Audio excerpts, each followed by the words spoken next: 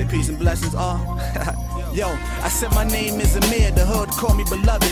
And they say peace first, cause they know how I'm on it. And these rappers running around all looking confused. Think the industry is based off their YouTube views. On Instagram, all y'all look all rich. Picture this, you ain't never done or been about shit. I ain't paying y'all no mind, I just do what I do. Real niggas fake it now, man, the truth is the truth. And your buzz ain't shit, it's all make believe. 5 countries, 20 states, and you can ask about me. I really been making moves, you really just taking flicks. And the artists in the game, I'm in the studio with. I used to tell chicks I love them, and I ain't mean it. I caught each one lying, so I guess we even. If I tell you it's whack, don't say that I'm hating. I'm just telling you a fact now that you ain't facing, nigga. Peace. Check 1 2, what is this? You're now tuned into Imperfect Sense right here on UnifiedRadio.tv. I'm one of 4 hosts. I go by the name of Eric E. Mr. Dawson, whatever it is you call me. I beg you, please do not call me a midget. And to the right of me, I got the homie Flesh with me. Hey, what's up, y'all? I got the homie Conway with me, the bully. You know what I'm saying? And we out here in location New York, man, with a special guest. Matter of fact, we his guest because we're in his hometown. Yeah. But we are on site in Mercy Studios, man, to sit down with the one and only Amxxr. What's going on, brother? How you doing, brother? Peace. You good? Man. You Yes, good? Sir. Yes, sir. Thank you. Yeah, I'm glad you sat down with us. I know we looking like a little fake ass R&B group. Nah, we all good. We all good, man. With You the know, mansion. No, you they got on your black own thing tees. going on, but I mean, I got the matching shorts. I'm worried about something. Well, you know what? They do. Nah, I don't do jean shorts. But y'all good though. Y'all good. Y'all good. You got a problem with jean shorts? Gangster. Okay, we'll talk about this later on camera. But check this out, man. Like, look, we had to come all the way up here to the Big Apple, man, because look, man, he's a special artist, man. He got some things brewing. Got some hits, man, that y'all gonna hear later. So we gonna sit down and we gonna talk about all that. But before we get into the actual music of it, we need Amxxr to go ahead and tell the world a little bit about himself, where he come from. Oh yeah, man. I'm Amxxr, man. AKA some people call me Peace Beloved or whatever. Mount Vernon, New Rochelle area, man. You know, spent some time, I lived in VA for a second. But those are the 3 spots. You know. Yeah. That's about it, man. And you know, I'm here, man, just trying to have some fun. Yeah, we're gonna cut up a little bit. And you know, that's pretty much proximity. But I lived in a few places. If I you know, some people will tell you that. Yeah, it's for the world that don't know you. See, we know you a little bit. You know what I mean? Yeah, so I appreciate that. Yeah, we know a little bit about your background. Yeah, so for those who don't know, like your background, how did you get started in this music business? Oh man, damn. So initially, when I first started, I was I was actually in the Army at the time. Right. Stationed at Fort Bragg. I used to go to lunch. At lunch, I used to try to rent studio time and shit. So I would do the studio time during lunch because, you know, they wasn't trying to let a nigga rock. So, fuck it. I was trying to squeeze the shit in. Nothing really happened. So when I got back home to New York or whatever, I was in the barbershop. And that barbershop I was in at the time was called Flavors. Okay. And CL Smooth was in his haircut in there. And one of the dopest. Yeah, he was in the shop and my cousin was in the shop. Said, yo, my cousin Ron. And he played this song that I had, this remix that I had. It was an Erykah Badu remix that I did upstate with this kid named Jason Panucci, when I was out there at Bricks in Albany running around.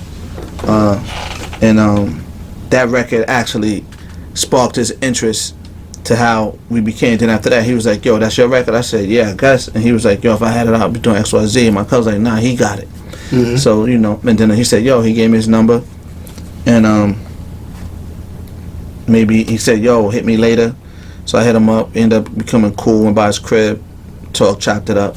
And a couple of days later, he invited me down to Irving Plaza. Him and Pete was down there. Okay, Pete Rap. Yeah, so that's how I got introduced to Pete at the time. And I went down there. Actually, funny shit was, I was like, yo, bring your clippers, because I was in the shop. I said, the clippers? Then from the clippers? I said, if I had like a little, it was a bullshit. I didn't even need them. So I ended up going out there. And so they were doing like a small, like an East Coast run of a tour, and I ended up meeting them at Irving Plaza. And that night, that's when I met Pete, AZ, and D.O., and everybody else. And the Roots, Yeah, and you said Mount Vernon, right? Yes, sir. Whatever influences coming out of Mount Vernon that you looked up to?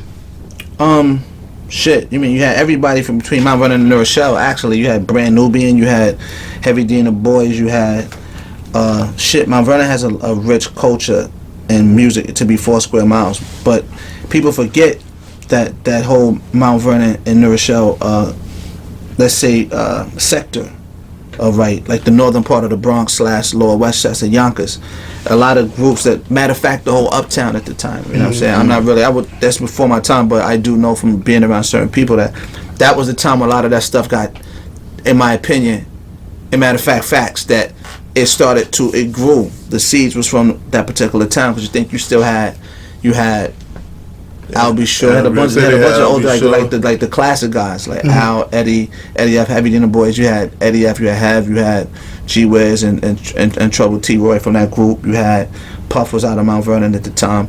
You had Pete Rock and CL Smooth. You had damn, I'm forgetting some R&B singers that was out of Mount Vernon.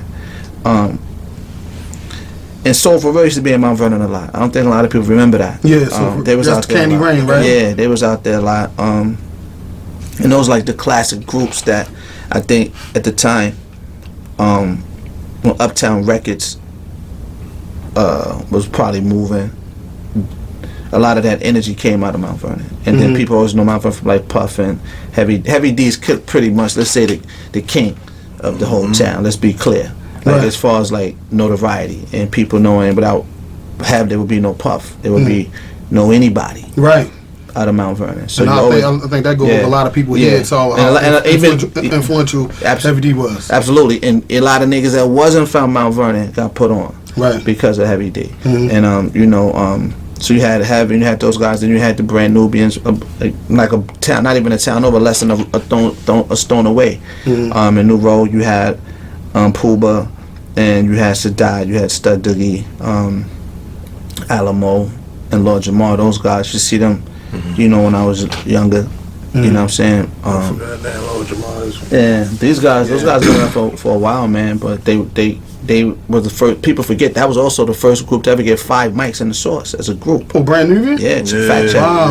Wow, I didn't know that. Yeah, so you had a lot of people to look at, to study growing up. Whether you was 8, 9, 10 at the time, you could still study and watch these guys and take a page out of their book, man. And I was always a student. I'm constantly in student mode. So yeah, I could say that.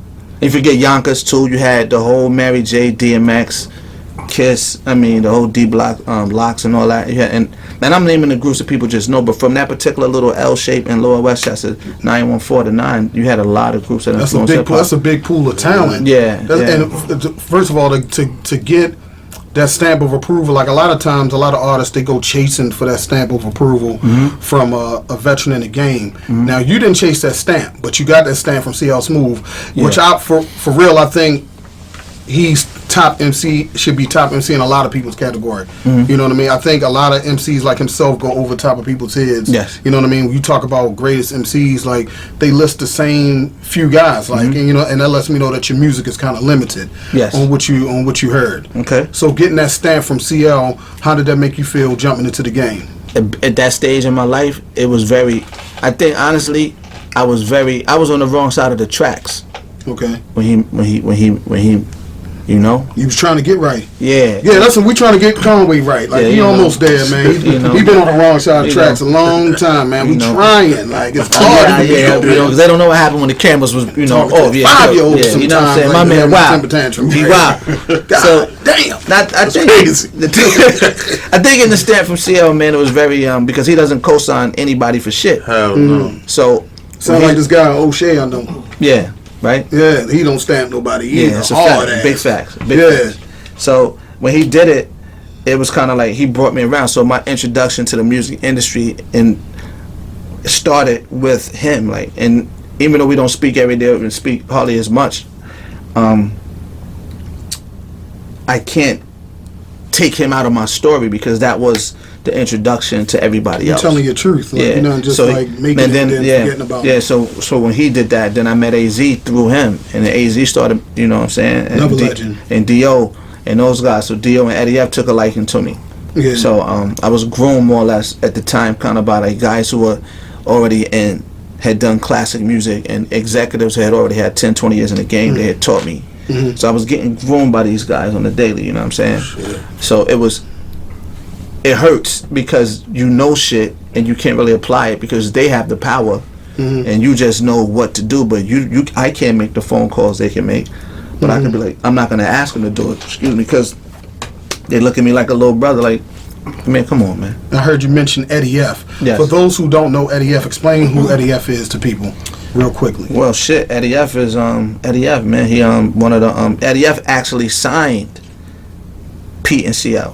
He was signed to. See, people gotta know their history, the because people throw names out there, and some of the youngins, like, a lot of times we don't, I can't say we, I'm not that young anymore, but a lot of youngins, they only know who they see on TV. That's a fact. You know what I mean? But that's expected. That's expected. But so Eddie sometimes F, you just gotta give him a little lesson. like you said, to explain him, he was a DJ for Heavy D and the Boys, but he was also a producer. Yeah. That became an executive. Then he started. I guess people know him from working with the L.A. Reeds, the Andre Harrells, and those powerhouse black executives that had a lot of clout within the music business, right?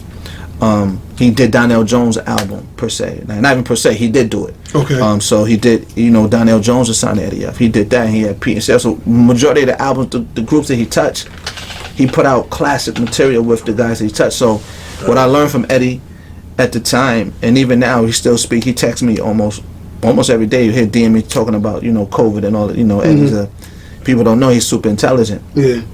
So he'll be, yo, man, what you think? So, but our relationship now is really not even based on the music. I may get like some nuggets from him every once in a blue. He'll tell me, nah, you might think about this, do that. But, he's on the technology space. But as far as production, he's done a lot of legendary, probably one of the guys, I guess, responsible for the whole, if I'm not mistaken, the New Jack Swing with Teddy Riley and all of that. Yeah, he was one of the guys that was at the forefront of that particular movement as far as production. So I have a lot of, my grooming from these guys was very, like I said, earlier I was talking to my man over there, he said, like being a fly on the wall and shit. And even after a lot of these stories had passed, when they began to trust me and tell me certain things, it teaches you, you know what I'm saying? So I kind of like learned the game, gets backwards from an executive eye to artist standpoint. So it can become dangerous because now people don't want to fuck with you because they think you're too smart for your own good. And it's hard to trick you out of your spot. Yeah. So they'd rather not deal with you as an artist because they can find somebody they can, do whatever they want to. But I keep hearing you keep saying the word learn. That's what's intriguing about us sitting down talking with you, is that the fact that you say you're learning and you're still learning. Yes, you know what I mean? You're a absolutely. great MC, you're a great musician, and you still learning. A lot of these young cats think they know everything. Yeah. You know what I mean? Sometimes it's hard to sit down and talk to them. Yes, I say this, man, because when I meet a kid, he like 18, 19, 20, he's trying to rhyme and shit, or he's trying to put together any form of music, and he's not teachable, what can you say to him? It's not much you can say because it's going to bounce, right? So, but like I told my nephew before, I said, they're young enough to make the mistakes, but they're old enough to know the difference. So in doing that, what's going to happen is they're going to waste time. I'm just trying to help you not waste time, my nigga. So I could tell you something, you don't have to listen. And you got dudes that are 50, 40, 30, whatever, still they do the same shit these kids at 18, 19 are doing. Yeah. Because they don't know the difference between some of those teachable moments and how to absorb it. So you have to know the difference when to be a student and when to be the teacher.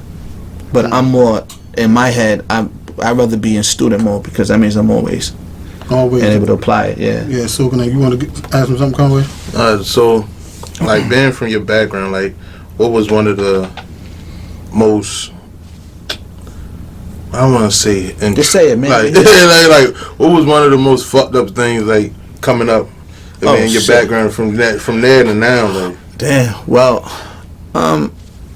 for me, traumatic or fucked up experiences, man, I think the black experience in America was fucked up, right?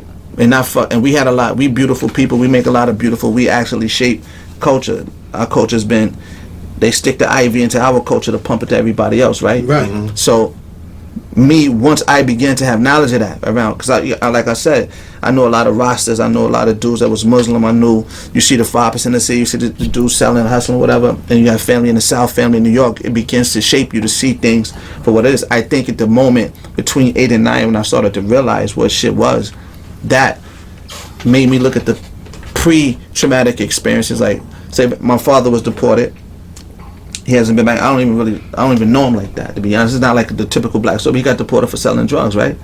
So shipped his ass back to Jamaica. He can't even come back to the U.S.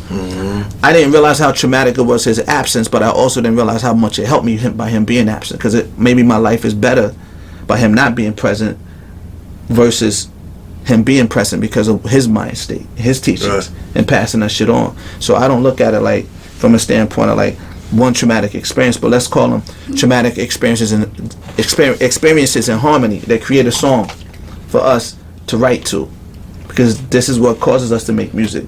It's finding harmony in that pain, or finding the art in it to be able to voice it over some of the music that we get. So for me, I would say that was one of my moments that I was like, oh shit, things have changed. No, when my brother got shot, and he called me on the phone telling me who shot him. That was to me a moment of like a oh shit moment. Watching certain things happen to certain people that whether it was violent or non-violent, traumatic moments. Like, but I think that trauma we all share, right? Because we come from these environments where that is actually a commonality between, no matter what region of the U.S. you're from. If it's a black community and it's despair right there. And the fucked up part is how we just normalize that. Now look at the question. Tell me about a fucked up experience, because you knew I had one. And then, right? See, the thing is why I asked that. And not a fucked up question. No. But because a lot of times, right, when a person gets to know an artist, they want to hear the pain. Yes. Right? So I asked that question because, like I said, I know you a little bit. But a lot of people are gonna judge you off your music and try to say this and that. So I just want them to motherfuckers know, like. Yeah. No. Listen, now my they can go do a fact check on my story. Like most people. No. I don't really. I'm with that. Please go do that. I actually go do it. I really. I actually push for that. So then other people to tell them that I am who I say I am. I'm not a tough guy, but I'm just a mere. You know what I'm saying? I've seen shit. I've done shit. I'm not proud of shit. I've lied. I've cheated. I've been cheated on. I've done wrong. I learned from it. The thing is evolution. I didn't stay there. You understand? So I didn't stay in those spaces. I kept going. Yeah. And like you were saying, you said earlier about having a background in the Army. Yes, sir. Right? But you also educated on a higher level, I guess, right? Yeah. But the thing is, the thing that trips me out, what I want a lot of artists to understand is like, our narrative doesn't always have to be the same. Like they think that only way you can make it as a musician or rapper, you got to come from a certain type of struggle. You got to be stupid. You got to have your back against the wall. You got to be coming out of jail. You can't. It's like they don't think that you can be educated and still get business. Yeah, and still still be a hell of an MC. See. Because we make a choice to stay there. Now some of us are staying there by circumstance, by parole. It could be a number, but we limit ourselves based on the choices we made in the past. I had a horseshoe in my pocket and got lucky. If every one of my brothers been in jail besides me, I'm no different than my cousins and my brothers who may have had a record or felony or whatever. I'm no different than any nigga I've been around. That's just the facts. But if I didn't get jammed up, my story wouldn't be the same. Right. So I say that. Yeah, we come from these dire situations, but we don't have to stay there. And yeah, being educated, 80% of what I learned before I got to Fordham. Right. I'm with the Fordham University. I did a bachelor's there and a master's there, right? And I did that shit in computer science and cybersecurity.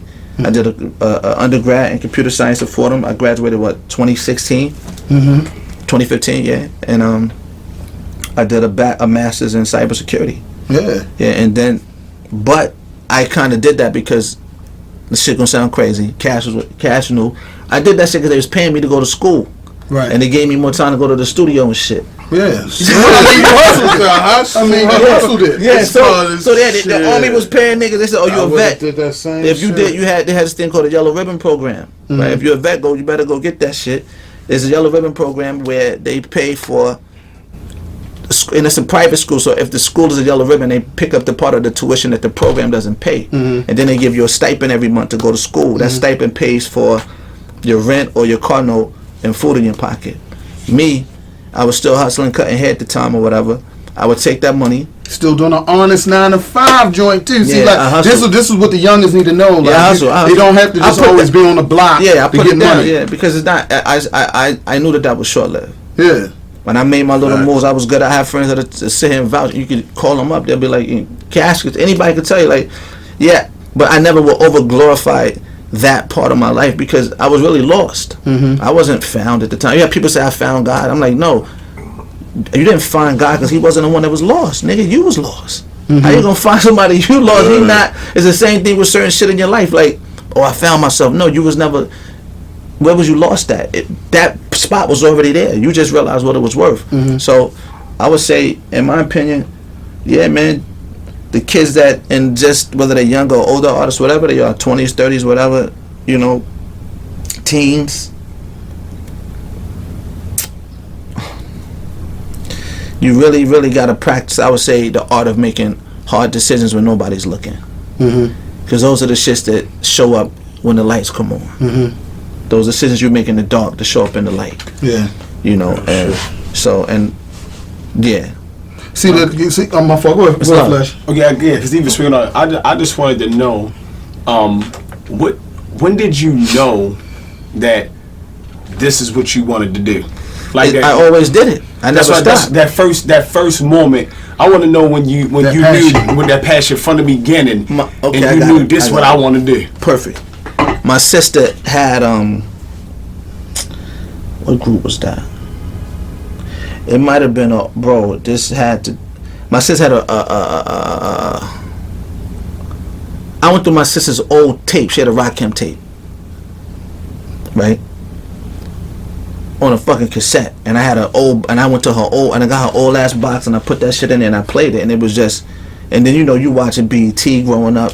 BET fucked me up, had me just, shit was like a drug. You're like, oh, this shit is real, like this shit is crazy. And I think that MC for me I didn't even see his videos. I think I went back and that's when I found the tape, and she gave me her collection of tapes in her box, and like, yo, here, play this. I don't need this shit. And when I started to dig through the shit, blowing the dust off it, and I started to write down his lyrics. So I wrote down his lyrics on the notebook, and I would to be able to rhyme along with him. And that was the moment that I never looked back from that day. Wow. The crazy thing is, I can hear the fact that you definitely studied the art because we just sat here and went through a few of your records off, a new project you got coming up.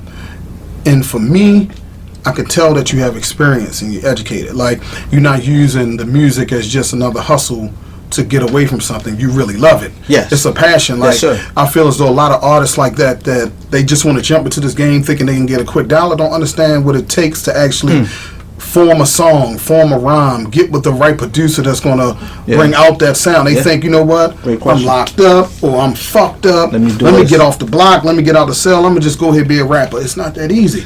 You know what I mean? It's not that easy. And the ones that make it, you know what I mean? It's a struggle. Like, it's not a quick thing. The ones who really, if they come out the gate and they swing into this quick, they hear that they gone tomorrow.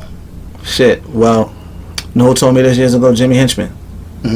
Well, I know it came out on my man, but I met Cash at Jimmy Henchman's office like 10 years ago. Okay. The day I met them, he went and bought me a suit to go to a party. Not Cash and Jimmy. It's one of us. I gave somebody some money to go buy me a suit. It was Dio and Cash. And we went to some industry party. I forgot who party it was. And they brought Cash. I know he was. I didn't have a suit on me. They said get this nigga a suit. Yeah. We was already in the garment district. I went around. They bought me I got like a tie or some shit, and I put the shit on, and we end up going to party. But that day, to answer the question, he said, Amir, every overnight success took 10 years. People may meet me today or may hear me for the first time, but they don't know that Amir had 10 years of nobody knowing who the fuck I was. My man right here behind me said, I never heard of you. I'm glad you didn't hear me. You know why? Because when you heard me for the first time, I was already polished. Right. And if he heard me in my progression, he may not be as like, oh shit, he nice, or maybe not. He not nice. I don't know what he thought. And he a hard critic. He's a hard critic. Yeah. I could tell he was hard because because this is his passion. This is passion, love, and I like so take it serious. Yeah. So when you get people's ears that are seasoned and know the difference, how you supposed to be in pocket versus not being in pocket, subject matter, being able to, you sounding comfy, you sounding clear, you concise, shit like that you learn from being groomed, but also repetition. So it's not just, a lot of artists get on a rhyme, okay, they get in quick, but it's also short-lived. Most guys that I see that were not polished or seasoned and were placed at the top of a mountain, they didn't climb up the mountain, right? So your legs are not strong. Right. My shit is strong. Right. I climbed up the mountain. Nobody placed me anywhere. So every step that I took, I built from those steps. So, and you build muscle memory in that journey. So I would tell if they may run and sprint, somebody may place them, they may got a bag, pay somebody, put them on, but it won't last because your legs are not strong enough to stand on the foundation you built. And that's the difference between an artist that I think took his steps, took his bruises, took his losses, know what it's like to be humbled like a motherfucker by somebody telling you your shit ain't ready, and you swear to God you that nigga. Yeah. You know, a lot of times you got the wrong people around you that's just gassing you up. Cause like, I respect, you know, we got a few people in here with us, y'all. Like y'all see us keep pointing and referring. Yeah, my bad. Yeah, we got Cash in here. We got producer O'Shea in it. You know, we in here we kicking and having a conversation, sitting down with Amir. And when Cash told me about you, like I respect Cash here, just like I respect O'Shea's here. Yes, sir. So when Cash said he nice, I said, all right, well, I gotta listen. You know what I mean? So. Yeah, Cash has never like steered me wrong on when he said he fucking with artists, like, cause he been in this game a minute too. Yes, you know what I mean. And for you, you know, coming out of Mount Vernon, being introduced to CL Smooth, what was like that? What was that first initial thing or that feeling when you finally got in the studio with Pete Rock? Cause now you're now on True Soul, right? Yes, sir. I'm on True Soul Records. When the first record that I actually was with CL. He did with the Heatmakers. It was a record. You just touching everybody. Heatmakers. No. Because Austin is my man. Yeah. So I met him through CL Smooth as well. So CL Smooth had did a record with Austin when he was on fire called Warm Outside. I was in that session. I was on the record. My voice is on the hook, but they never put featuring me. I didn't care because that was my man. That was my OG. What I'm gonna say, yo, he said, yo, do the hook. He said, you ain't talking to me, you talking to them niggas. You don't, hook ain't at me, hook is at them. So and then doing the CL shit, and I did the hook. It was me and the guy, Steve Opera. Remember that dude had the record called Killer Cam. Yeah. It was me and him on the hook. I even wrote the part that he was singing too. So, but this is, if my OG's telling me like, yo, just do the record, I did the record and got up out of it. It wasn't about no publishing, none of that. I just did the record. But the price, what I did get paid was a lifelong friendship with my man Austin. We still friends to this day. Good so shit. it was about the relationships versus trying to get a quick dollar. So to answer, to even add furthermore to the question, is being able to cultivate and massage those relationships and those shits really become friendships. Regardless if the music is there or not, they fuck with you. Right. Now, I'm gonna have you this. You said the money wasn't the main objective for you at the time, was the relationships. Now a lot of people get into it for just the money and don't realize that the relationships keep you longevity outside of, you know, the quick dollar. Yeah. Now, what would your message be to the ones that's actually jumping into this just for the money and think that, oh, if I just keep making a song with this person, or you gotta give me the money? Like, what would your message be to, like, if they want to be in this for a long time?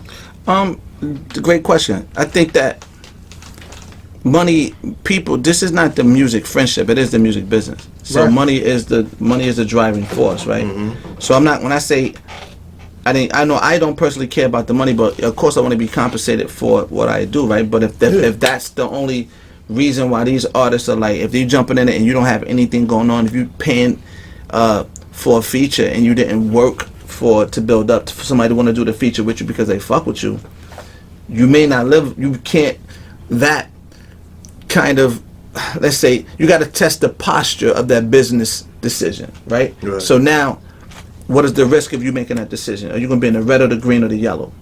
So if I'm constantly paying out, eventually I'm going to go into the red because now I'm in the negative because I'm not recouping what I'm paying out of my pocket for features. And even on the label, when you're paying for features and the record doesn't sell or whatever, but if you can get on the road and make it and put some fuel to it, or put some videos, whatever you choose to do as a form of outlet to, let's say, push that particular record, or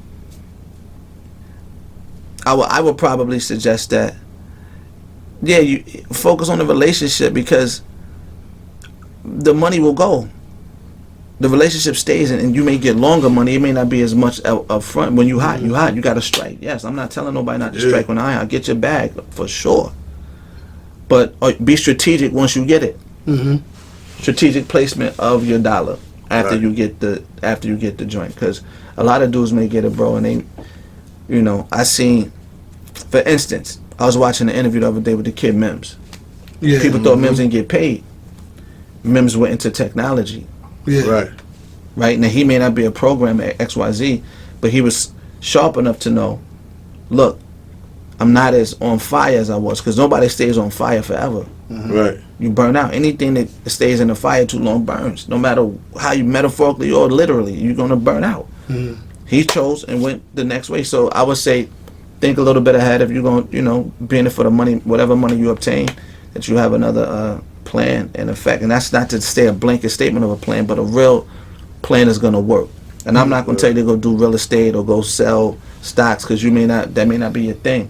But whatever you can do, I think, to put you in a position of letting your money work for you. You figure that out. That part you got to figure out. So what works for your personality, I would say. But the relationship, I would take me personally, I would tell them to make sure the relationship is stronger than the money.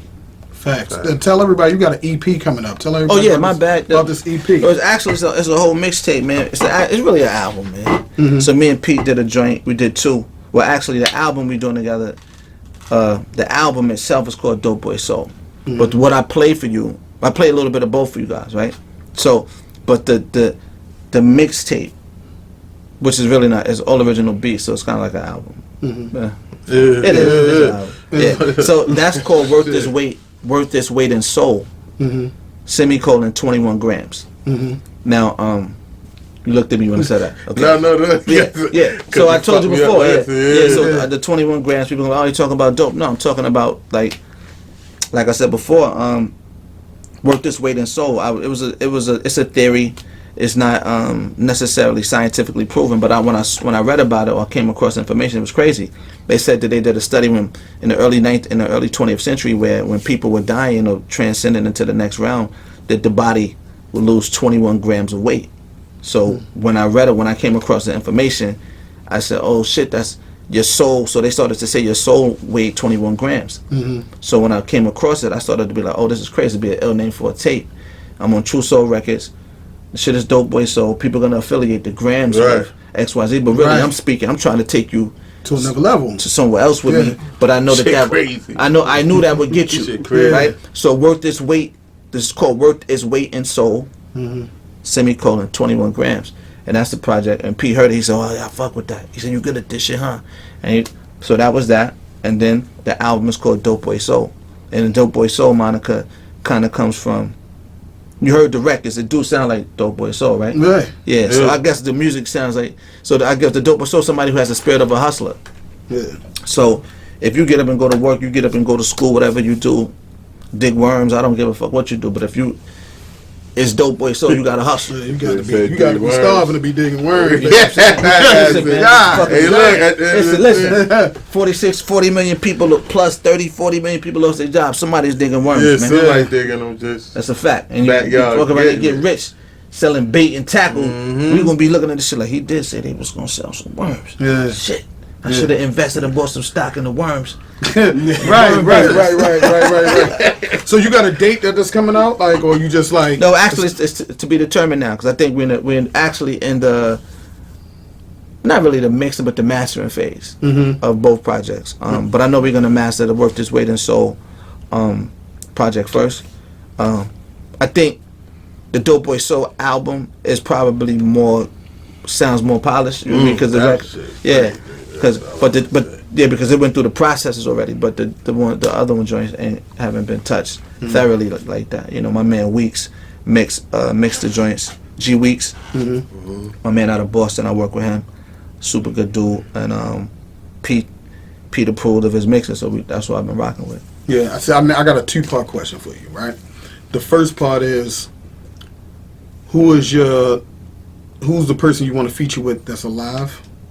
number one feature that you would love to get, and who's the feature that you wish you could have had if they were still alive? I'm gonna answer the questions in reverse. Okay. You know what I'm gonna say. I would want to do a record with Heavy D. Right. Period. Mount Vernon affiliation. Yeah, because for so many reasons. You know what I'm saying? Paying homage. Nasty on the mic. Paying homage. He knows how to make big records. You know what I'm saying? He's proven that. And the lessons, I actually learned a couple lessons from him too, but just because I never got a chance to do it. You know, everybody else from the Ville got a good joint that was on, got a record, and I didn't get one. You know, people when they see this or hear this, they gonna be like, yeah, I thought he was gonna say Tupac. It's always the same. Yeah, I was a record with Heavy D. You know what I mean? Yeah, for facts. That's gone, and for that's alive, man. In fact, you're telling me one damn.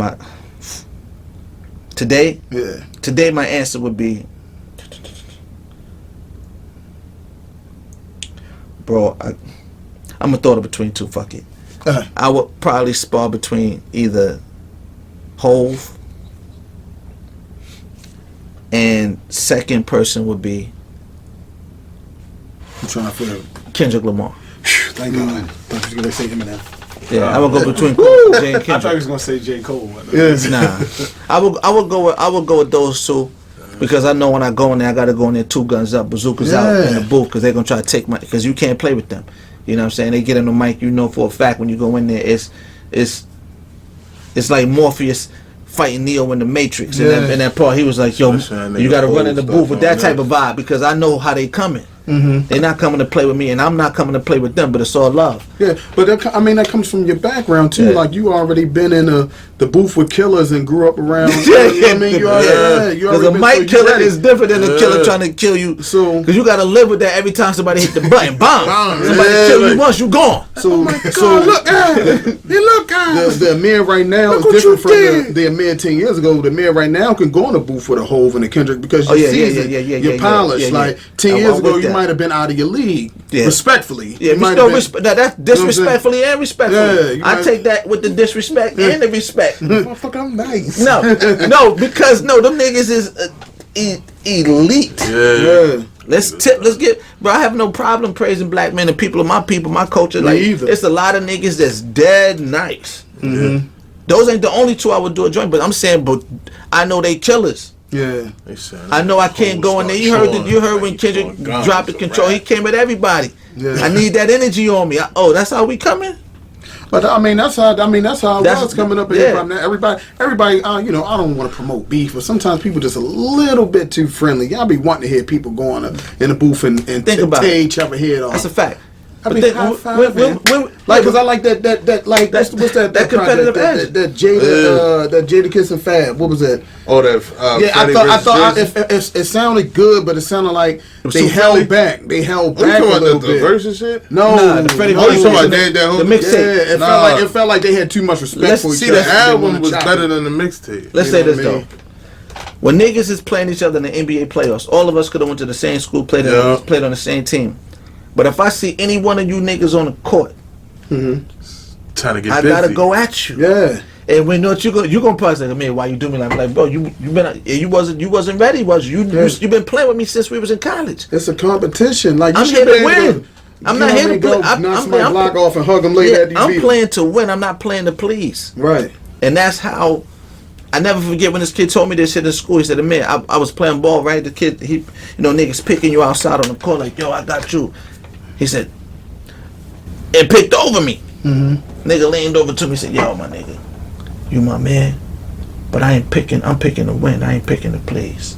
Yeah. That shit stung a nigga. Yeah. Stung me. I'm talking about it today. I'd have tried to put 50 on that bitch. I can see it in your eyes. It's still bothering like, but it did something to me, man. It was like, it was one of those moments, like it was like you said, a painful moment. That shit was painful. Give me the rock now. He said, I'm picking to win, nigga. Yeah. I'm not, you my man, but I ain't picking to please. I'd have been out that bitch trying to do everything. Trying to jump on that nigga. I'm in this shit. Behind the back. You know how when niggas lose and then the next, I'm just ready to go with him now. So, but what it did, it taught me so much, and I still carry that mentality when you making business and creative moves. Right. I'm not put somebody in the track because you my man. Facts. Now we about to get up out of here, but I need to answer this last question before we get up out of here. Yes, sir. Tell the world, to everybody, what you want the world to know about Amir that we don't know. You took the question out of my mouth. I was waiting. I'm sorry. But you know what? We were so into the conversation. I'll definitely say this, man. That that I am the original Peace Beloved. When people run around talking all that Peace Beloved, big facts. Mm-hmm. As you can see, you can go look it up on Google, whatever. The term beloved, and a lot of people run around saying this shit now. I'm cool with that, and I don't own the term. But when you greet somebody, Peace Beloved, just know you're looking at the person who invented it, and if it spread throughout hip hop culture, I'm the person documented that was my greeting. You know who I thought you saying at the moment? Oh my God! You know what they gonna say? He gonna say Lux and shit. No, but you know what? Let's talk about it. It's cool. Listen. God bless the dead. God bless my man Fred. If Fred was alive, arsonist, you could ask Fred. You could ask niggas in that studio. It was only 3 niggas in New York talking like that. Yeah. Lux said beloved. Yeah. I was always peace, beloved, as a greeting. It's a difference. My shit was a what's up. His was like, yo, beloved. Like, that's not a greeting. He's still part of the beloved army. Yeah. Still my brother. He hot. He put it me for it. You hot, bro. Listen. Pull your dress So up. when you see this shit, even when you see this is Peace Beloved, you gonna see these hitting. Yeah. I'm just letting you know, I'm the original Peace Beloved, though. That's facts. I like that. Hey, check this out, man. And I want you to tell everybody where they can find you at. Yeah, indeed, man. 25th Hour, man. Number 2, number 5, THRU Hour, man. Break it up, 25th Hour, man. That's on Twitter, Instagram, and everywhere else, man. You can see me right there. Get in touch with me, man. I'm accessible and visible. Facts. And we definitely appreciate you. I appreciate you guys for having me, man. Definitely, and listening to the records. And I hope y'all excited, when the shit drop, man. Definitely. Yeah. Go ahead, Flesh. Drop your Instagram and Twitter or whatever it is you want for people to follow you at, Flesh. Oh yeah, you already know it's Flesh 410 on all social media groups. Go ahead, Conway, brother. I already know. Talk to him, Conway. There you go. He always flexing. You can follow me. You can follow me on Instagram. I try to use that as my Twitter joint too. Big Brooklyn. Somebody took that shit. No, we're not paying you no attention, no attention, man. You can follow me on Instagram at Eric410. This has been another edition of Perfect Sense right here on UnifiedRadio.tv, and we see y'all the same time, same Unified channel next week. Peace. Peace.